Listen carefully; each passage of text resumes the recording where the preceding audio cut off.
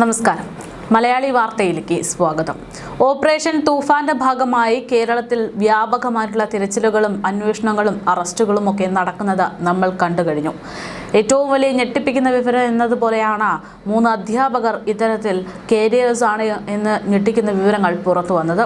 അധ്യാപകർ ഇത്തരത്തിൽ ലഹരി മാഫിയ സംഘങ്ങളുടെ കേരിയേഴ്സായിട്ട് പ്രവർത്തിക്കുമ്പോൾ സ്വാഭാവികമായിട്ടും അവരുടെ ഇരകൾ എന്ന് പറയുന്നത് വിദ്യാർത്ഥികളായിരിക്കും എന്നത് പലരും ഊഹിച്ചിരുന്നു. പക്ഷേ ആ കോഴിക്കോട് സംഭവത്തിൽ, വടകര MDMA കേസുമായി ബന്ധപ്പെട്ട സംഭവത്തിൽ വിദ്യാർത്ഥികൾ അത്തരത്തിൽ ഇരയാക്കപ്പെട്ടിട്ടില്ല എന്നുള്ള വാർത്തകൾ പുറത്തു വന്ന് അത് ആശ്വസിക്കുന്ന നിലയിലാണ് ഇപ്പോൾ ഞെട്ടിക്കുന്ന തരത്തിൽ മറ്റൊരു വാർത്ത പുറത്തു വരുന്നത്. അതായത് കോട്ടയത്ത് നിന്ന് 3ഓളം വിദ്യാർത്ഥികളെ ഇപ്പോൾ അറസ്റ്റ് ചെയ്തിരിക്കുകയാണ്. എന്തിനാണ്?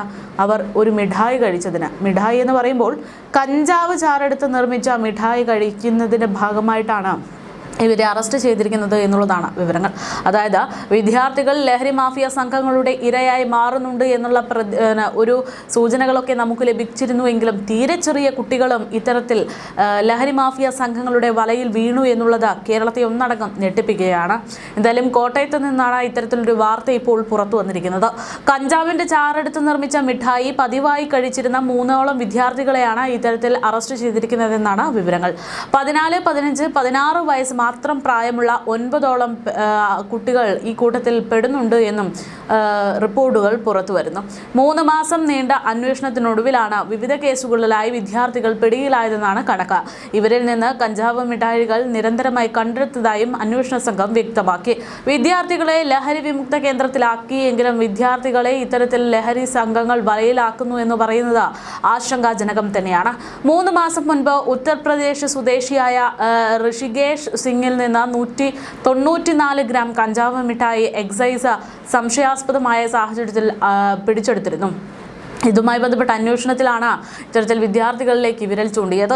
മിഠായികൾ ഫോറൻസിക് ലാബിൽ പരിശോധിച്ചതിൽ കഞ്ചാവിന്റെ സാന്നിധ്യമുണ്ട് എന്ന് സ്ഥിരീകരിക്കുകയും തുടർന്ന് ഋഷികേഷിനെ കേന്ദ്രീകരിച്ച് എക്സൈസ് അന്വേഷണം നടത്തുകയും ചെയ്തതോടെയാണ് ഞെട്ടിക്കുന്ന വിവരങ്ങൾ പുറത്തു വന്നത്. ഋഷികേഷിന്റെ ഫോൺ കോളുകൾ പരിശോധിച്ചപ്പോഴാണ് വിദ്യാർത്ഥികളിലേക്ക് പോലീസ് എത്തിയതെന്നാണ് സൂചനകൾ. 40 എണ്ണമുള്ള മിഠായി പാക്കറ്റിൽ 200 രൂപ വിലയെന്നാണ് എക്സൈസ് കണ്ടെത്തിയത്. 5 ഗ്രാമാണ് ഒരു മിഠായിയുടെ തൂക്കം. കയ്പും മധുരവും കലർന്ന രുചിയാണ് ഇതിനുള്ളത്. കോട്ടയം ജില്ലയിൽ നിന്ന് മാത്രം വിദ്യാർത്ഥികളിൽ നിന്ന് ഇത്തരത്തിൽ 974 ഗ്രാം കഞ്ചാവ് മിഠായി പിടിച്ചെടുത്തു എന്നാണ് എക്സൈസിന്റെ കണ്ടെത്തൽ. പിടിയിലായ 15 വയസ്സുകാരനോട് വിവരങ്ങൾ ചോദിച്ചപ്പോൾ മിഠായി കഴിച്ചാൽ നിർത്താതെ ചിരിക്കാൻ കഴിയുമെന്നായിരുന്നു അത്രേ പ്രതികരണം. ചില കുട്ടികളിൽ വിഷാദ രോഗങ്ങൾക്ക് കാരണമായിട്ടുണ്ട് എന്നും എക്സൈസ് കണ്ടെത്തുന്നു. ഏതാനും ദിവസം മുൻപ് കഞ്ചാവ് മിഠായി കാരണം കോട്ടയത്തെ ഒരു കോളേജിൽ നിന്നുള്ള വിനോദയാത്ര അടക്കം റദ്ദാക്കിയ വാർത്തകളും ഇപ്പോൾ ഇതോടൊപ്പം കൂട്ടിവായിക്കപ്പെടുന്നുണ്ട്. യാത്രക്കിടെ ഒരു വിദ്യാർത്ഥി കുഴഞ്ഞു വീണതോടെയാണ് സംഭവങ്ങൾക്ക് തുടക്കം കുറിച്ചത്. തുടർന്ന് കോളേജ് അധികൃതർ നടത്തിയ അന്വേഷണത്തിനൊടുവിലാണ് വിദ്യാർത്ഥികൾ കഞ്ചാവ് മിഠായി കഴിച്ചതായിട്ട് കണ്ടെത്തിയത്. വിവരം എക്സൈസിനെ അറിയിച്ചതോടെ അന്വേഷണങ്ങൾ തുടങ്ങുകയായിരുന്നു. വിദ്യാർത്ഥികളിൽ നിന്ന് കഞ്ചാവ് മിഠായികളും പിടിച്ചെടുത്തു എന്നുള്ളത് പിന്നീട് പുറത്തു വന്നു. അതിഥി തൊഴിലാളികളിൽ നിന്നാണ് ഇത്തരത്തിൽ മിഠായികൾ ലഭിച്ചതെന്നായിരുന്നു അന്ന് വിദ്യാർത്ഥികൾ നൽകിയ സൂചന.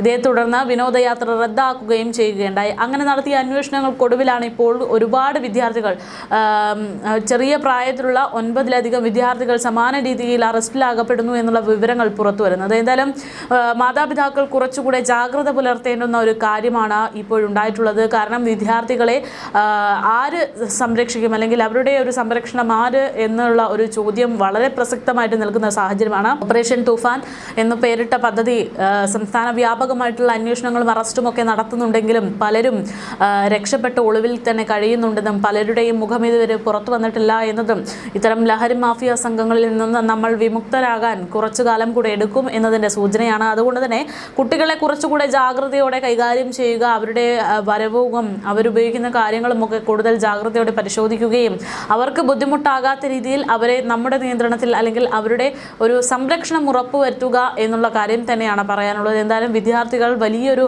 വലയിലാണ് വീഴാനുള്ള സാധ്യത എന്നുള്ളത് ഇത്തരം വാർത്തകൾ പുറത്തു വരുമ്പോൾ പറയാനുണ്ട്.